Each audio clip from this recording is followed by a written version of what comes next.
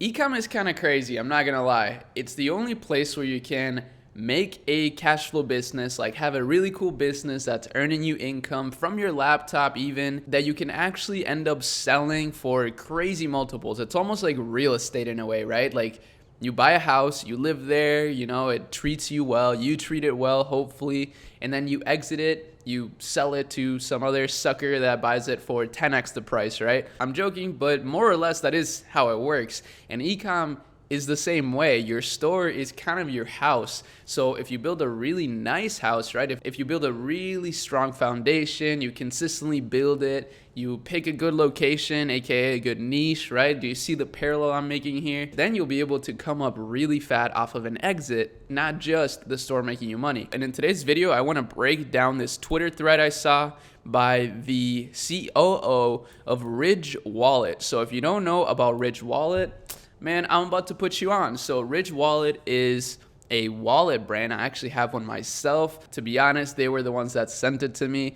So I got a special place in my heart for Ridge Wallet. So I'm really excited to read this thread to you guys and also, I guess, explore a little bit of Ridge Wallet again, because as this guy says here, Ridge apparently is a $100 million business now, and they're completely bootstrapped. So what that means is literally no funding, no debt, no trust fund babies, no small loan of $1 million, none of that, okay? So they're just experts at product marketing. But I guess what he's talking about in this thread right here is more so about what's involved in selling your business and evaluating your business in the financial side of things, which is not always the sexiest stuff to talk about, I know.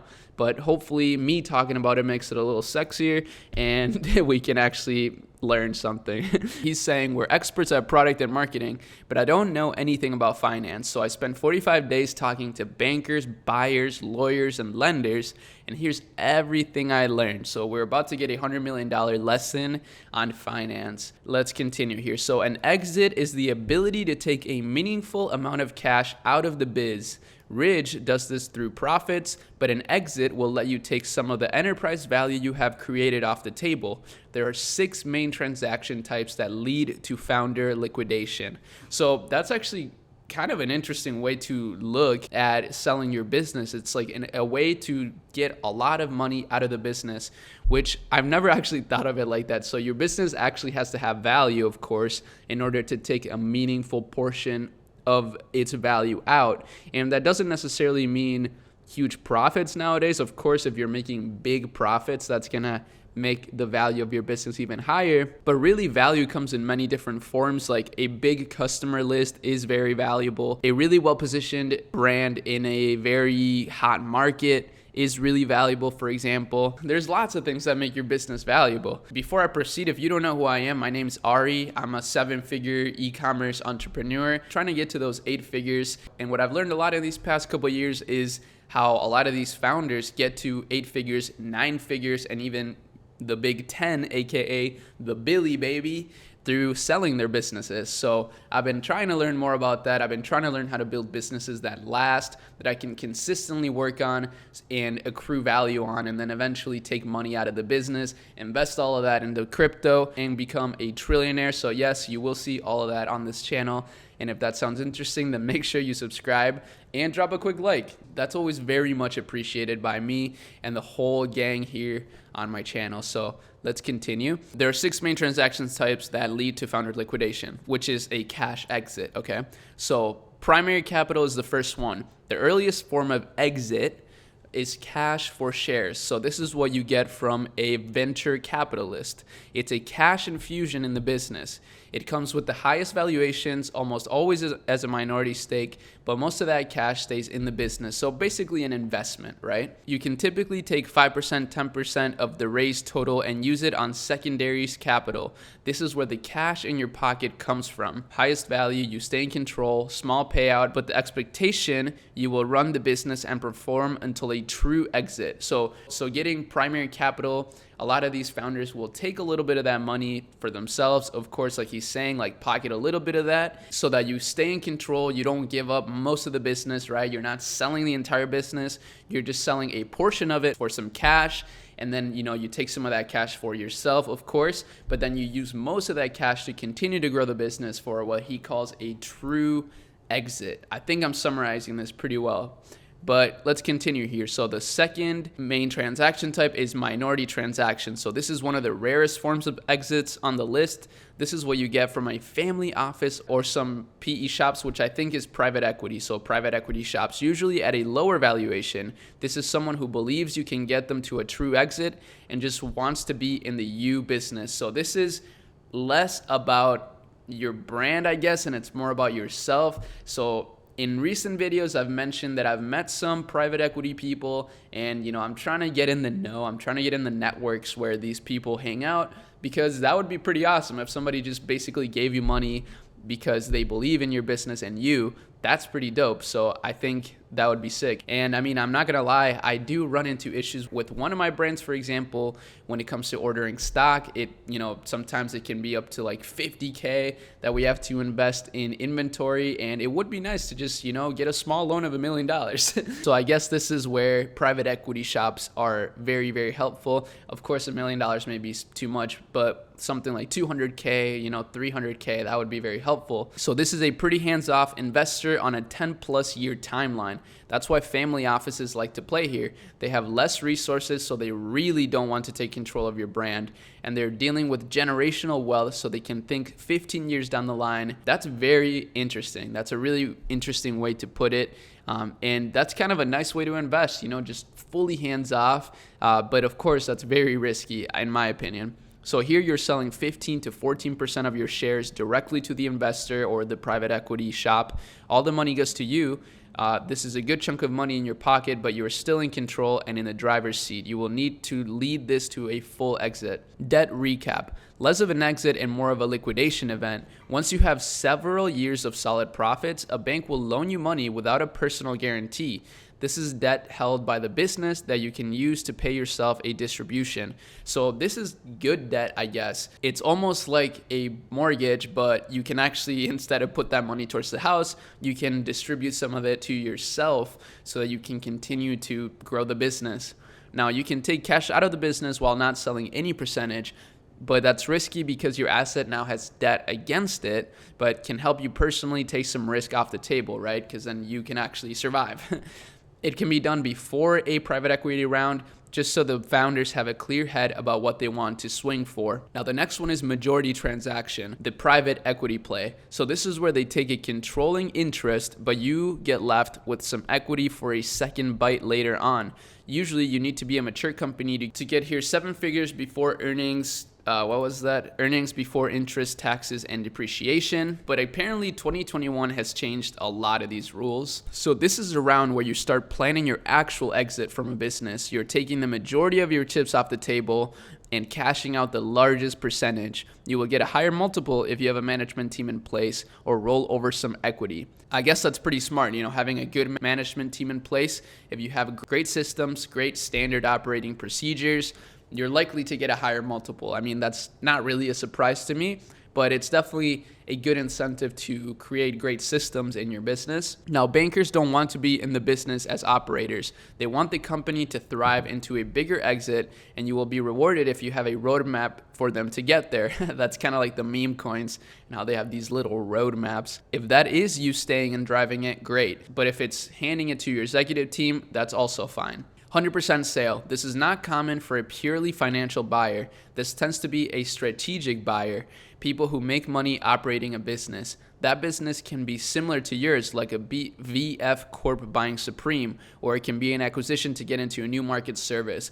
Another example, I guess, is that watch brand that bought out Movement. I think they also just bought the whole business. So selling to a strategic is tricky. They can pay more than a financial buyer because they can unlock value that a PE firm can't, which gives you synergy, but they move at their own speed. PE firms have to do deals. They only make money deploying capital. So in my opinion, I guess just from what I'm learning here so far, it feels like the best move is getting a private equity shop involved. since this is like what they have to do. It's not necessarily a strategic move. It's just kind of part of their business, right? So strategics have their own timelines, strategies, and politics. So while strategics can be great, they are a lot rarer than a PE majority sale. Usually they need to approach you to get a deal done. IPO and SPACs can be here too, the public markets. This is for the most mature companies and typically require one of the previous exits to occur first. That makes total sense. So before a company goes public, they tend to have already raised money or taken in private equity investments. And it seems like every time a company goes public as an IPO or as a SPAC, they get insane multiples and the founders literally like 100x their wealth. Tesla is an example of this, but there's many others as well. So everybody won. Founders got liquidity early on to take risk off and get the support they need to get to IPO. Private equity shop delivers a great return to their LPs, and the public market have a healthy company that continues to scale. Way less than 1% of companies get to the public market. It's where there's the most liquidity. Once your lockup is done, you can sell as much as you want. That makes total sense. So like a lot of people don't look at the stock market as a marketplace to buy equity in companies, but that's really what it is. So like this whole meme stock investor revolution lately with just younger people kind of trading stocks loosely is amazing in my opinion. But what a lot of people don't know is that that is what's going on when you buy a stock. It's like you're literally buying shares of a company. So this is what they mean by there's the most liquidity. There's always going to be people, well, if your stock is good, that are trying to buy equity in your company. And as an owner, now you have the freedom to sell as much as you want. Tesla is an example of this again.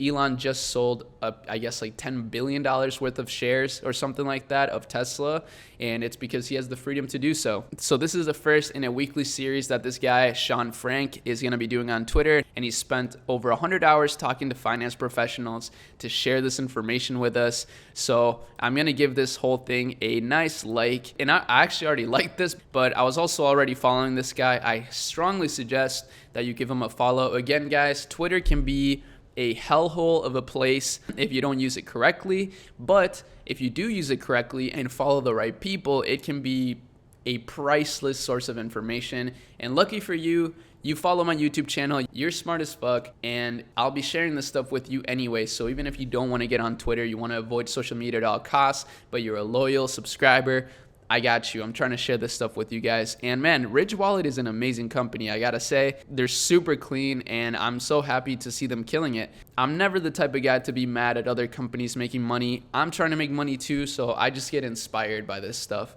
And it's amazing to be, so close to these people that actually run these businesses through Twitter, be able to get their advice. It's almost like getting indirect mentorship, but without having to pay a single penny. Now, before I leave you guys to do your own thing in the real world, I do want to plug my creative company here, aka NetSphere. A lot of you guys are already familiar with it if you've been in the group for a while, but I've been developing the business plan for this more and more. And as you can see, now we got a Shopify store as well. And I'm selling some art. If you don't know yet, I am a big fan of art, and you can see this poster right here in my little setup, in my little studio. I absolutely love this piece. In my opinion, it's an amazing reminder to just take risk. I mean, if you're not willing to take risks, you're not gonna be able to build a company. And if you can't build a company, you might not be able to free yourself from, your job, et cetera, et cetera. So I definitely think taking risk is crucial for an entrepreneur. And what's really cool about this whole art thing is that I'll be donating a percentage of every art proceeds. Since NetSphere is a creative company but also an education company, it kind of fits well for me to donate proceeds to actually building schools in developing countries, helping the world in some way, especially when it comes to education. I think that's a very good opportunity for this business, especially since I don't spend any money on advertising for NetSphere, so it's more profitable than my other businesses. It's even easier then to donate money to amazing causes, and I think Build On is, I can't think of a better cause in my opinion. So if you want to get involved, this is a great way to do it. It's a great way to support NetSphere and my art. And then I am making a public Discord for NetSphere and for my channel and just for everything. It's going to be called The Lounge. It's going to be a really chill place for, everybody to connect, meet other people, and just have a great time overall and learn. But then there will be tier 2 channels, which is basically the Discord channel that I already have, and it's a private one. As you can see here, you can check that out in the description as well and see if this is a right fit for you. But it's just a more dedicated group basically. But I did want to make a free one as well, because I understand that not everybody can pay to, be connected with other entrepreneurs, and I don't want to have like a huge barrier to information or anything. But this subscription just basically puts everything into one place. It allows me to build on my team and provide more and more value. So if you're interested, check out the links in the description. I'm always extremely grateful for any support that y'all give me, and I truly think that by us building these businesses, connecting with each other, helping each other, will actually make the world a better place. But that's it for today. Hope you have an amazing rest of your day, and I'll see you in my next video. Peace.